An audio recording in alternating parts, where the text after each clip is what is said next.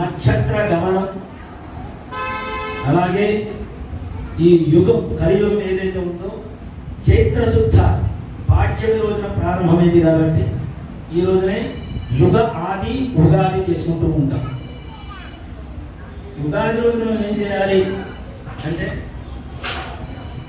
పొద్దున్నే స్నానం చేస్తాం, కొత్త బట్టలు వేసుకుంటాం, గుడికి వెళ్తాం, సాయంత్రం వెళ్తాం, పంచాంగ శ్రవణం వింటాం, మరలా ఇంటికి వెళ్తాం, మరుసటి రోజు నుంచి మరలా యథావిధి. కానీ ఉగాది రోజున ఏం చేయాలి? తెల్లవారుజామున 4 గంటలు స్నానం చేస్తారు, వాళ్ళని ఏమంటారు? ఋషులు అంటారు. 5 గంటలు స్నానం చేస్తారు, వాళ్ళని దేవతలు అంటారు. అంటే ఋషులు లేచి దేవతలు సుప్రభాతం పడతారు కాబట్టి. 6 గంటలు స్నానం చేస్తారు, వాళ్ళని మానవులు అంటారు. 6 తర్వాత స్నానం చేసే వాళ్ళని రాక్షసులు అంటారు. అంటే మనం చేసే స్నానం ఏంటి?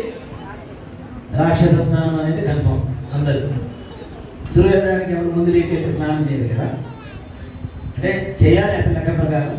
కానీ ఉగాది రోజున కూడా తలంటు స్నానం చేయాలి తెల్లవారుజామున 4 గంటలకి.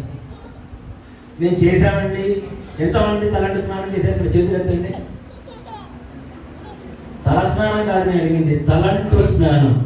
తల స్నానానికి తలంటు స్నానానికి చాలా తేడా ఉంది. తల స్నానం అంటే షాంపూ పెట్టి రుద్దుకొని బయటికి రావడం. తలంటు స్నానం అంటే గట్టిగా మాడికి శరీరానికి నువ్వుల నూనె కానీ ఆముదం కానీ చక్కగా మర్దన చేసి శనగపిండి కానీ లేదా సున్నిపిండి కానీ మెత్తగా మంచిగా మర్దన చేసేసుకొని అప్పుడు స్నానం చేయాలి. సున్నిపిండి పూసుకున్న తర్వాత ఇట్లా అంటే ఒకసారి లోపల ఉన్న మట్టి కూడా బయటకు వస్తుందా రాదు? స్వేద గ్రంథులు, చెమట వచ్చేటువంటి రంధ్రాలు ఏవైతే ఉంటాయో అవి కూడా స్పష్టంగా కనపడుతూ ఉంటాయి కదా. ఇది దేహానికి. మరి తలకి స్నానం ఎందుకు అంటుకోవాలి?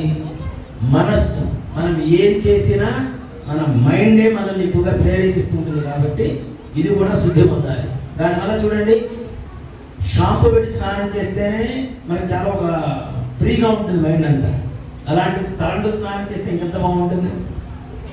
మనస్సు దేహం రెండు శుద్ధి తేలిక పడిన తర్వాత దేవతలు పూజ చేయాలి.